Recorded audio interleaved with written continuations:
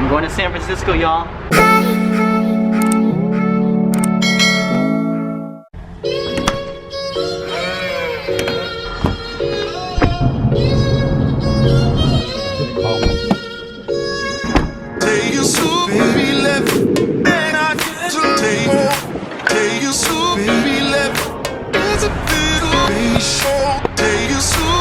Going to San Francisco, y'all.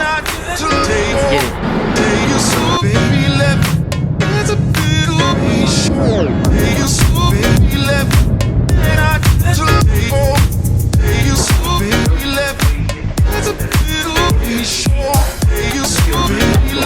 You can work on a small portion of item and 1 kg to 15 million device sizer. We get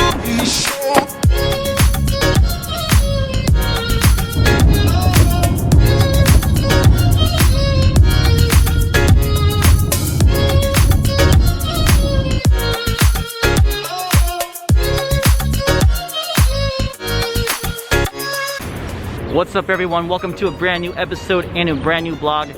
You're probably wondering, what the heck am I doing in San Francisco, California right now? Well, first of all, this place is home. I grew up in the Bay Area. If you haven't seen my previous videos about me, I'm from the Bay Area, and I'm actually here because I need to go see my dentist. And you're probably wondering, why do I have to go all the way to San Francisco from Las Vegas just to see my dentist? Well, my dentist is also my godfather. I know him since I was born. He's been taking care of my teeth for the longest period of time. A couple days ago, what happened was I was chewing on a piece of bread. All of a sudden, one of my teeth was just throbbing in pain. It was hurting a lot. And I kid you not, I'm able to actually tug on it just by a bit. So I sent over my most recent x-rays to my dentist. He told me there might be a possibility I might lose the tooth, guys. So not really a good way to spend my birthday losing a tooth, but we'll see if we can do everything that we can to either save it or take it out. Whatever it is, I'm just happy to be home. I'm gonna make the best of my birthday. Just turned 28, guys. Super exciting just to be here. Come with me, guys, during this whole day. Let's have some fun.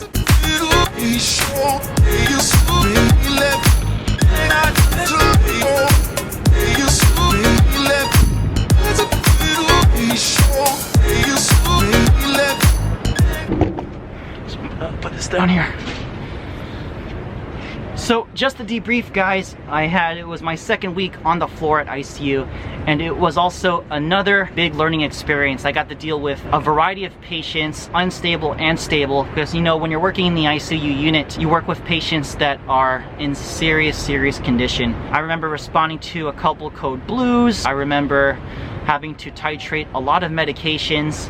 But the biggest takeaway I want to say is the experience that I got to do with CRRT, which is a special form of dialysis. When it comes to a point when regular conventional dialysis, which is called hemodialysis, is inappropriate for your patients, the alternative is something called CRRT, and so my preceptor specializes in that area. I got to follow him during the week and get to experience what it's like to work with those. Now, granted, I'm not going to be able to experience, working on it by myself until maybe about a year or 6 months experience. I'm also just very grateful that I got to get my feet wet, kind of see it for myself, just get a taste of it, and learn from my preceptor on how it works and what do I need to do about it. Besides that, every day, every week is a big learning experience. This week for my NP school, guys, I was able to get a bunch of assignments done. As you know, I turned in my first master's paper. I had some quizzes, I had some tests that I had to work on, so I got those done. I was able to be productive overall for the whole week, and I'm looking forward to the next weeks that follows, where I'm gonna learn more about, ICU, get to learn more about NP school. Just grateful for all this knowledge, and hope you guys enjoyed this journey that I'm gonna bring to you guys so far. So let's enjoy the rest of the day. I made it to San Francisco! Yeah! With the top dentist! Yeah! My godfather! Oh, he's being sweet. I'm good, but I'm not the top. Welcome, Chris. I am here. I'm ready to get my tooth fixed. Let's go. So the verdict is in, guys. I am losing the tooth. It is coming out today. So this emergency trip to SF was justified. I'll come back and see you guys after. I'm doing a modified running continuous mattress. So the beauty of it would coaptate all the open tissue well. Coaptating the tissue well. The beauty of it is just so that the healing would be faster and less swelling and less pain. And most important of all is a good healing. That's the most important thing. You guys, the procedure was a success. They took out the tube. I didn't even feel it. Oh, Uncle Jack is the best dentist in the whole world. You're too sweet. Go see him for all your dental procedures. Oh. See, seeing the dentist and get paid. What? Happy birthday, handsome. Thank you. Must be a problem with the dentist. Seeing the This is dentist the only and get time paid. you're ever going to get a red envelope from a dentist. Thank you, Uncle Jack. You're welcome. Alright guys, don't mind my voice. I'm just trying to bite on some gauze right now to protect my teeth. But we just got done with the dental appointment and now we are in Daly City at the famous Koi Palace. Because what's there to do when you're not in California? Besides getting some good old Chinese food. So my Chinese godparents, they hooked me up. We got some Chinese food. Woo! So I'm ready to chow down.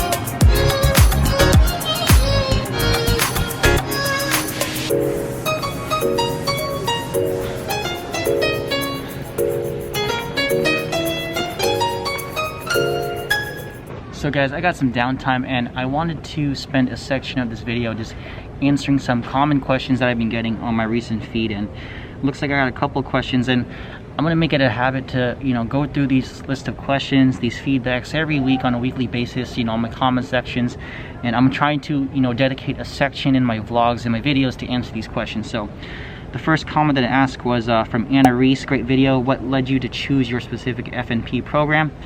And my answer to that question was, sure, you know, in Vegas there's plenty of programs, and I'm not going to say that one is better than the other, but you know, I did my research and I felt that, you know, going into a master's program, I wanted to go into a university that has a lot of focus and emphasis in research. And what better university than the University of Nevada, Las Vegas, which is a accredited and widely renowned program for its research. So I knew for a fact that if I'm going to be going into a master's program, I'm going to be having to do a lot of papers and a lot of research. So I have that big giant library. I have a lot of resources there. I have databases, journal entries. I can access that with ease. To answer that question, I pursued UNLV because I wanted that research aspect to it. I've had some friends, I know some people that went through that program, so I kind of have an idea of how it works, and that's why I went through that program specifically. All right, so another question that I got was from Selena R. She commented on the previous video. She asked me, thank you so much for this. You made an awesome decision.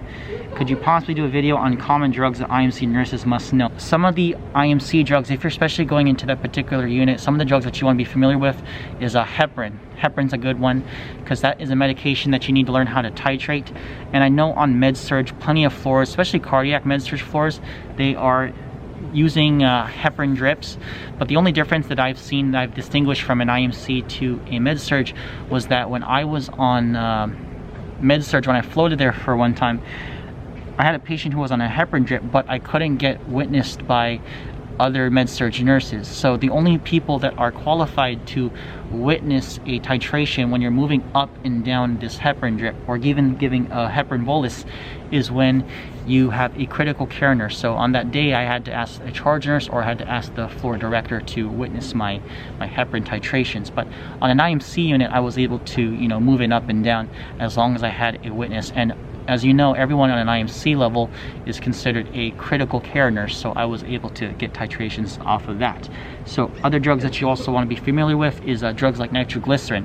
Now, nitroglycerin is one of those special exceptions, because you know how I talked about in previous videos, you can't really titrate too much medicine in IMC. Most of the titrations and experiences you're going to get is from ICU. But nitroglycerin is a special case where I believe there is a certain level, I can't think of it off the top of my head of how much you could increase it by, but usually most of the time doctors will give you orders to maintain a blood pressure or a MAP, that mean arterial pressure, by a certain level. So as long as you keep it within that level, and also you follow the limit, which I believe there is a cap on how much you can give of nitroglycerin, you could keep increasing it up to that level. You can't go past it. At that point you would have to go to ICU, but you could certainly decrease it as low as you want, you know, just to achieve that appropriate MAP score. Other medications too that you also run would be like amiodarone and cardizem. These are medications that is a continuous drip to help stabilize blood pressures. This is especially very important. Now, medications like those are run at a fixed rate. By fixed rate, that means a doctor puts in an order for a fixed rate, and you have to maintain that rate throughout the entire day, 24 hours. Once you begin to play with that number, when you begin to, you know, move up and down those medicines, that's when you want to go into ICU. No matter what, you want to keep patients on a heart monitor so you can measure their blood pressures and their heart rate, because you don't want to drop their heart rate, you don't want to drop their blood pressures too quickly, especially the blood pressure, because that's the purpose of putting them on these continuous strips. So pay attention, learn about heparin, cardizem, learn about amiodarone, learn about nitroglycerin. Those are probably some meds that you're going to be seeing a lot on IMC. Another question I got was from a good friend, Simple Fit Nurse. Simple Fit Nurse said, I'm curious why you chose ICU versus ER or other specialties if you're ultimately going to practice as an FNP. Now, I've heard this question many times, because if you think about it, you know, you're right. In FNP, you're going to family practice. You're getting a broad spectrum. You're working with children. You're working with pregnant women. You're working with adults. You're working with babies. Is ICU going to help me or make me a better FNP? The response that I gave to Simple Fit Nurse was, for me, ICU has always been a dream job. I knew that after graduation I wanted to go into the ICU. I just didn't have those connections. I didn't have that capacity to get into it. So my plan was, I wanted to go into IMC first to get that experience, and IMC was a great idea at the time, because IMC was a semi-critical care. It's a step-down ICU unit where I got to witness all of these medications that I can, you know, titrate, these special critical care drugs that distinguish an IMC from a med-surg. So I got that experience, and once I got that experience, I went into an ICU unit, so that helped me a lot. But specifically, you know, there's no real reason why I chose ICU over ER. You know, seeing that, you know, one gets me into FNP better. Both are great units to work in, certainly. Balancing between ICU and ER, I wasn't really interested in ER, because I just didn't like that too much of a fast pace. I wanted to kind of like take my time to critically think, which is kind of funny, because I know in ICU things happen all the time and you have to be very quick, or else, you know, your patients can deteriorate very quickly. And I felt like the transition from going from an IMC to ICU would be more seamless, because I already have that critical care experience that I could bring on to the next. So I felt like ICU was a good fit. I had a lot of nurses that float between IMC to ICU who recommended, they saw myself, you know, going into that particular unit. I can get a good learning experience. I knew people there. So at the end of the day, I just went with my gut. I ended up going to ICU because I knew that was my dream job, and I just went with my gut, guys. That's exactly why. No real reason to it, and I felt like it was probably the best decision for me to make. Last question by Veris Nee. She asked me, do you need a year of critical care experience to apply for the NP program? Now, for any NP program, guys, that you apply to, certainly you want to have some experience. Now, I know for NPs, you want to at least have a minimum of 1 year working as an RN, any capacity. You could be home health nurse, you could be a med-surg nurse, you could be an ICU nurse. You could certainly apply to NP school anytime, as long as you have a year of your belt. And the reason why you want to have a year under your belt is because you want to have that experience. You know, when you're going into a specialty like a master's program, you want to be able to have some experience working with patients, communicating with patients, working with different medications.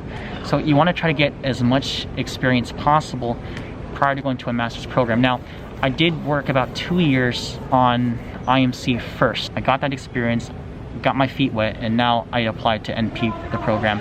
And so I'm very grateful for the experience that I got in IMC. I'm also very grateful for all the experience that I'm getting in ICU currently. So I'm gonna take all that knowledge, I'll take the information with me as I'm going through the NP program.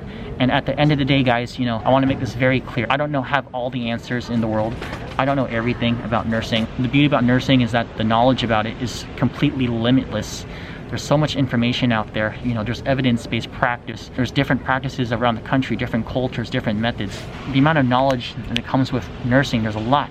And I don't know everything. I don't expect to know everything. Because once you begin to know everything, you know, where's the fun in that? Me going to IMC to ICU at this point of time, I want to be able to get knowledge. I want to be able to get information about these medications I've never seen before, such as like the Levofed. I just want to, you know, kind of expand my horizons, and I like FNP because I get to treat everybody, no matter what.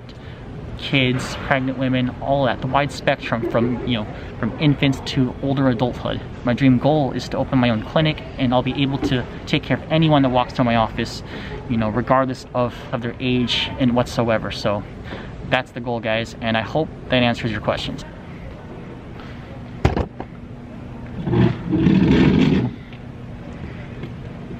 Overall, guys, a pretty productive day. I mean, as you can see, I lost the tooth back there, but you know what they say? They say, leave your heart in San Francisco instead of my tooth in San Francisco.